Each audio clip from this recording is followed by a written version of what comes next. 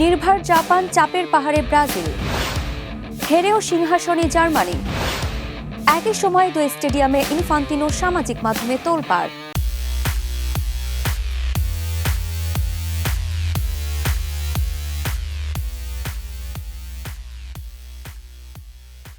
মাঠের তারকা, গ্যালারির আবেগ আর ঘরে ঘরে ফুটবল উন্মাদনা। দর্শক স্বাগতম বিশ্বকাপ ঘিরে কালের কণ্ঠের বিশেষ আয়োজন বিশ্বকাপ বুলেটিনে আপনাদের সাথে আছে আমি আরিফা জাহান প্রিনন। সব আয়োজন ও খবর নিয়ে শুরু করছি আজকের পর্ব। গ্রুপ পর্বের দাপট শেষে এবার নকআউটের মঞ্চে ব্রাজিল, প্রতিপক্ষ জাপান। শৃঙ্খলাবদ্ধ, পরিশ্রমী এবং ভয়হীন একদল। চাপটা অবশ্য জাপানের নয়, ব্রাজিলের কাঁধে। এখন দেখার পালা, সাম্বার সুর নাকি শোনা যাবে সামুরাইয়ের তলোয়ারের ঝনঝনানি। বিস্তারিত প্রতিবেদনে।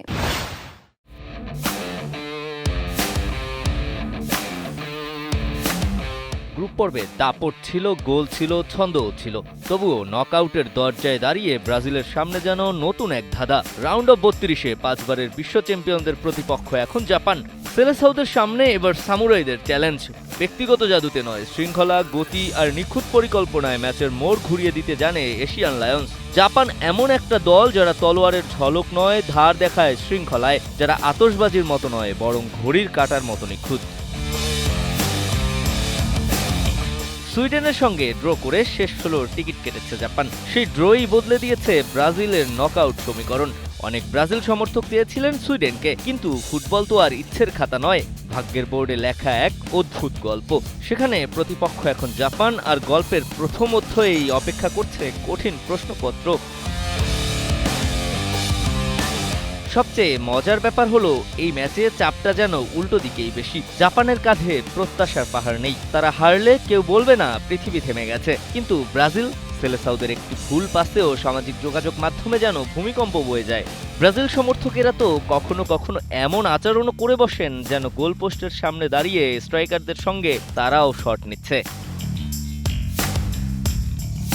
তবেই নির্ভর জাপানি হতে পারে সবচেয়ে বিপজ্জনক প্রতিপক্ষ। দ্রুত পাস, অবিশ্রান্ত দৌড় আর নিখুঁত ট্যাকটিক্যাল শৃঙ্খলায় তারা বড় দলকে বারবারই অস্বস্তিতে ফেলছে। ব্রাজিলের শিল্পীসুলভ ফুটবলের সামনে তাই এবার দাঁড়াবে শ্রমের এক অনমনীয় দেয়াল।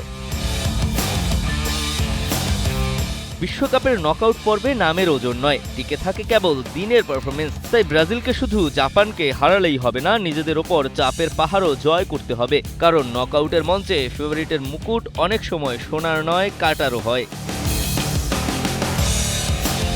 সামুরাইরা তলোয়ার শানিয়ে অপেক্ষায়, সেলেসাওরা সাম্বার তালে প্রস্তুত। এখন দেখার পালা, মাঠে বাজবে সাম্বার সুর নাকি শোনা যাবে সামুরাইদের তলোয়ারের ঝনঝনানি। চৌধুরী, কালের কণ্ঠ। হারের তেতো স্বাদ, তবু মাথায় গ্রুপ সেরার মুকুট। ইকুয়েডরের কাছে 2-1 গোলে হারলেও আগের দুই ম্যাচের দাপুটে পারফরমেন্সই জার্মানিকে টেবিলের শীর্ষে রেখেছে। ফলে ধাক্কা খেয়েও নকআউটে স্বস্তির হাসি 4 বারের বিশ্ব চ্যাম্পিয়নদের। বিস্তারিত প্রতিবেদনে। গোলের ঝড়ে শুরু, হোঁচট দিয়ে শেষ, তবুও সিংহাসন অটুট। ইকুয়েডরের কাছে 2-1 গোলের অপ্রত্যাশিত হার, তারপরে ওরা টেবিল টপার। হ্যাঁ, আপনি ঠিকই ধরেছেন, জার্মানির কথাই বলছি। 4টি বিশ্বকাপ, অগণিত গৌরব আর কখনো হার না মানার মানসিকতা। জার্মান ফুটবলের পরিচয়ই যেন ফিরে আসার গল্প। কিন্তু এবার গ্রুপ পর্বের শেষ বাঁশিতে হোঁচট খেল সেই জার্মান মেশিন। ইকুয়েডরের কাছে 2-1 গোলের অপ্রত্যাশিত হারেও অবশ্য টলেনি তাদের রাজমুখ। আগের দুই ম্যাচে গড়া গোল ব্যবধানের শক্ত ভিতেই টেবিল টপার হিসেবে রাউন্ড অফ 32-এ পা রাখল 4 বারের বিশ্ব চ্যাম্পিয়নরা। কুরাসোয়ের বিপক্ষে 7 গোলের আগুন ঝরা জয় যেন জার্মান মেশিনের গর্জনই ছিল। এরপরে আইভরি কোস্টকে হারিয়ে সেই গর্জন আরও দৃঢ় হয়েছিল। মনে হচ্ছিল গ্রুপ ই এর গল্পটা বুঝি আগেই লেখা হয়ে গেছে। কিন্তু ফুটবল কখনো লেখা গল্প পড়ে না, সে নতুন গল্প লিখতে ভালোবাসে। এবার সেই নতুন গল্পের কালি হয়ে এলো ইকুয়েডর।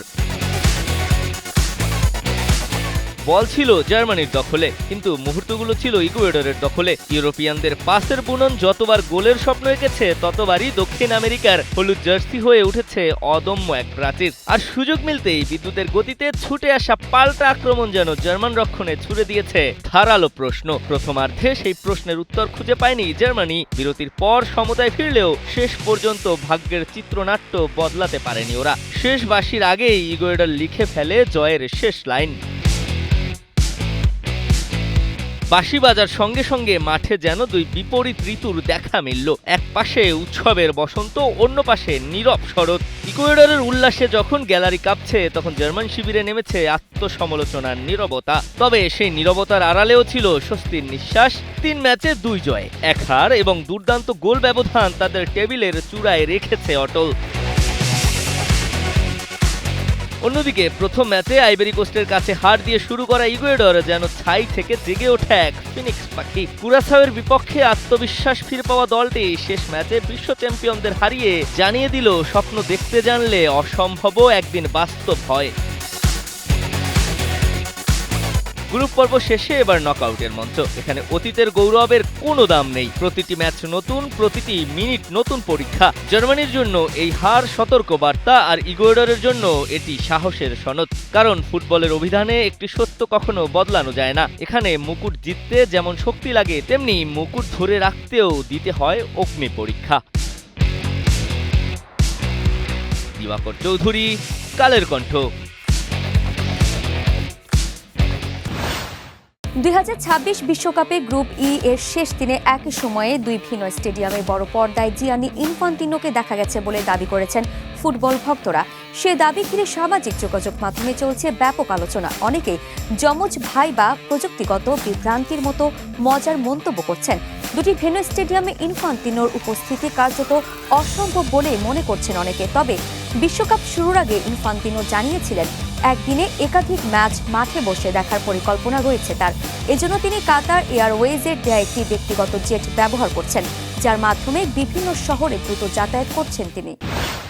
দর্শক, এই মুহূর্তে নিয়ে নিচ্ছি ছোট্ট একটি বিরতি। ফিরে এসে থাকছে ব্রাজিলের অভিযোগে মেসির নাম, বাবার প্রতারণায় দেউলিয়ার পথে ব্রাজিল তারকা রাফিনিয়া, বিশ্বকাপ উত্তেজনার মাঝেই নেপাল ফুটবলে ফিফার নিষেধাজ্ঞা, ব্রাজিল ম্যাচের আগে আর্জেন্টিনার প্রশংসায় জাপান কোচ।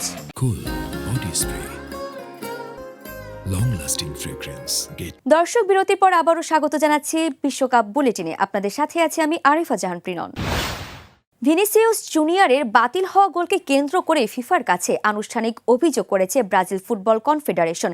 একই সঙ্গে আর্জেন্টিনার অধিনায়ক লিওনেল মেসির অস্ট্রিয়ার বিপক্ষে করা একটি গোলের উদাহরণ টেনে ক্ষোভ জানিয়েছে সিবিএফ।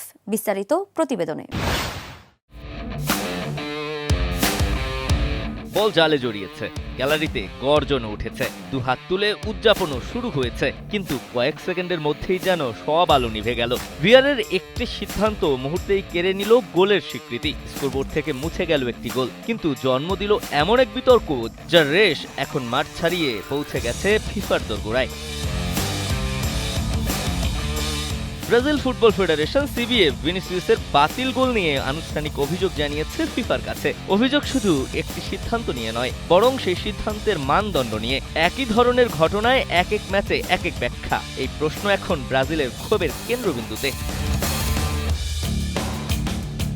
আর সেই প্রশ্নের ভিতরেই ভেসে উঠেছে ফুটবল বিশ্বের সবচেয়ে আলোচিত নামগুলোর একটি, লিওনেল মেসি। ব্রাজিলের দাবি, একই টুর্নামেন্টে মেসির একটি গোলের আগে প্রায় একই ধরনের শারীরিক সংঘর্ষের ঘটনা ঘটলেও সেখানে খেলা থামেনি, গোলও বহাল ছিল। অথচ ভিনিসিয়াসের ক্ষেত্রে ভিআরের হস্তক্ষেপে গোল বাতিল করা হয়েছে। সেখান থেকেই তাদের প্রশ্ন, নিয়ম কি সবার জন্য একইভাবে প্রয়োগ হচ্ছে? ফুটবল পাড়ায় অবশ্য এই প্রশ্ন নতুন নয়। কান পাতলেই শোনা যায় পুরনো এক ফিসফাস। কিছু তারকার আলো কি সিদ্ধান্তের কাছেও একটু বেশি ঝলমল করে? কিছু জার্সির ভার কি কখনো কখনো বাঁশির সুরও বদলে দেয়? ব্রাজিল সরাসরি এমন অভিযোগ না তুললেও তাদের অভিযোগপত্র সেই পুরনো বিতর্ককেই আবার নতুন করে আলোচনায় নিয়ে এসেছে। ব্রাজিলের ৩-০ ব্যবধানের এই জয়ে স্কোরলাইন নিশ্চয়ই বলবে বাতিল গোলে ফল বদলায়নি। কিন্তু ফুটবল কি কেবল ফলাফলের গল্প? একটি গোল হারিয়ে গেলে হয়তো ৩ পয়েন্ট হারায় না, কিন্তু হারিয়ে যেতে পারে বিশ্বাস, উঠতে পারে নানাবিধ প্রশ্ন। ভিআর এসেছিল বিতর্ক কমাতে, অথচ সময়ের সঙ্গে সঙ্গে প্রযুক্তির চেয়ে তার ব্যাখ্যাই যেন বড় বিতর্ক হয়ে উঠছে। ক্যামেরা যত বাড়ছে প্রশ্ন যেন তত ঘনীভূত হচ্ছে। এখন চোখ ফিফার দিকে। তারা কি ব্রাজিলের প্রশ্নের জবাব দেবে, নাকি নীরবতার আড়ালেই চাপা পড়বে আরেকটি বিতর্ক? বিশ্বকাপে কখনো কখনো একটি গোল ম্যাচ জেতায়, আর একটি বাতিল গোল প্রশ্ন তোলে পুরো ফুটবল ব্যবস্থার উপর। এবার সেই প্রশ্নের কেন্দ্রে ভিনিসিয়াস জুনিয়র, আর তার ছায়ায় অনিবার্যভাবেই উচ্চারিত হচ্ছে লিওনেল মেসির নাম। দিবাকর চৌধুরী, কালের কণ্ঠ। ব্রাজিল জাতীয় দলের উইঙ্গার রাফিনিয়াকে ঘিরে আর্থিক কেলেঙ্কারির অভিযোগ উঠেছে। ব্রাজিলিয়ান সাংবাদিক লিও দিয়াসর দাবি করেছেন, রাফিনিয়ার পেশাদার ক্যারিয়ারের শুরু থেকে তার খেলোয়াড়ি সত্ত্বের ৮০% গোপনে নিজের নিয়ন্ত্রণে রেখেছিলেন তার বাবা। সেই সুবাদে ক্লাব ও অন্যান্য উৎস থেকে পাওয়া আয়ের বড় অংশ তিনি নিজের কাছে রেখে দেন। অথচ পুরো বিষয়টি সম্পর্কে রাফিনিয়াকে কিছুই জানানো হয়নি। সম্প্রতি রাফিনিয়া বাড়ি কেনার উদ্যোগ নিলে ব্যাংক হিসাব যাচাই করতে গিয়ে বিষয়টি প্রকাশ্যে আসে। তবে এখনো পর্যন্ত রাফিনিয়া বা তার পরিবারের পক্ষ থেকে এই অভিযোগের বিষয়ে কোনো আনুষ্ঠানিক বক্তব্য আসেনি। তৃতীয় পক্ষের হস্তক্ষেপের অভিযোগে ফিফা নেপালের ফুটবলের সর্বোচ্চ সংস্থা অল নেপাল ফুটবল অ্যাসোসিয়েশনকে সাময়িকভাবে নিষিদ্ধ করেছে। ফলে নেপাল আপাতত কোনো আন্তর্জাতিক ফুটবল প্রতিযোগিতায় অংশ নিতে পারবে না এবং ফিফার উন্নয়ন কর্মসূচি ও প্রশিক্ষণ সুবিধা থেকেও বঞ্চিত হবে। তবে ফিফা জানিয়েছে, নেপালের ন্যাশনাল স্পোর্টস কাউন্সিল যদি ANF এর স্বাধীন কার্যক্রম পুনর্বহাল করে, তাহলে এই নিষেধাজ্ঞা প্রত্যাহার করা হতে পারে। সুইডেনের সঙ্গে ড্র করে সি গ্রুপের রানার্স আপ হিসেবে শেষ 16 নিশ্চিত করেছে জাপান। আগামী 29 জুন কোয়ার্টার ফাইনালে ওঠার লড়াইয়ে তাদের প্রতিপক্ষ ব্রাজিল। ম্যাচ পূর্ববর্তী সংবাদ সম্মেলনে জাপান কোচ হাজিমে মোরিয়াসু তিনি চিরপ্রতিদ্বন্দ্বী ব্রাজিলকে এক প্রকার খোঁচা দিয়ে দাবি করেছেন, আমি বর্তমান চ্যাম্পিয়ন আর্জেন্টিনাকে বিশ্বকাপের সেরা দল বলবো, যারা ভালো খেলছে। অবশ্য এই মন্তব্যের জন্য ব্রাজিলের কাছে আগাম ক্ষমাও চেয়ে নিয়েছে এই জাপানি কমান্ডার। দর্শক, বিশ্বকাপ বুলেটিনের আজকের আয়োজন এখানেই শেষ করছি। খেলাধুলোর সর্বশেষ খবর, বিশ্লেষণ ও আপডেট পেতে ভিজিট করুন কালের কণ্ঠে ফেসবুক পেজ এবং ইউটিউব চ্যানেল।